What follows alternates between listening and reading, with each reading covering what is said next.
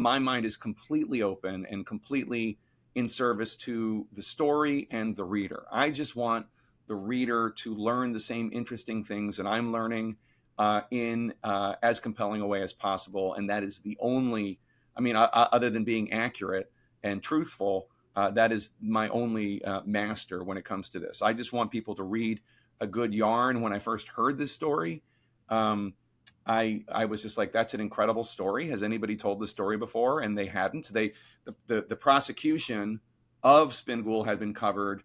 But what's really most interesting about Spingool's case is the sleuthing, is how they track down all the evidence, which is like very CSI. It's very procedural in a great sense. Like, how did they find physical evidence to tie this terrorist who didn't even know what month it was when he engaged in the ambush to the specific deaths of these two specific service members? So yeah, no, my mind is completely open.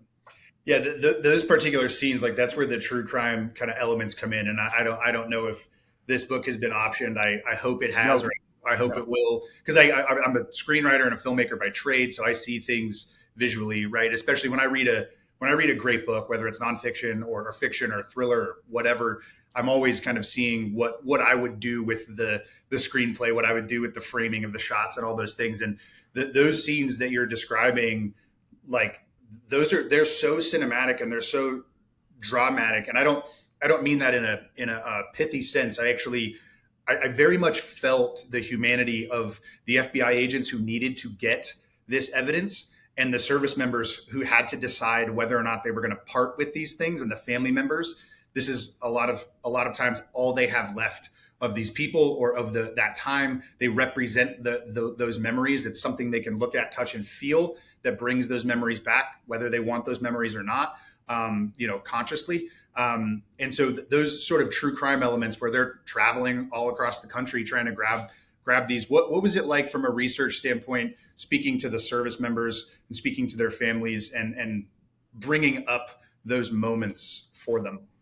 It's always difficult to interview people, Gold Star families, and it's always difficult to interview service members because by definition you are asking them about the worst day of their lives. So that's always a challenge. But by the same token, that you are telling a story that they know that they are sophisticated enough to understand. Hey, this guy wants to make my son who was killed in Afghanistan. He wants to put him in a book and tell his story, and people will now know his name that would not have known it. So there is that level of understanding that I am, and thankfully I'd written The Outpost, and so I had a certain level of trust and credibility with these service members that maybe, when I wrote The Outpost, it came out in 2012. It was before there had been, such a long sustained campaign against news media and journalists by the left and the right, but in particular President Trump.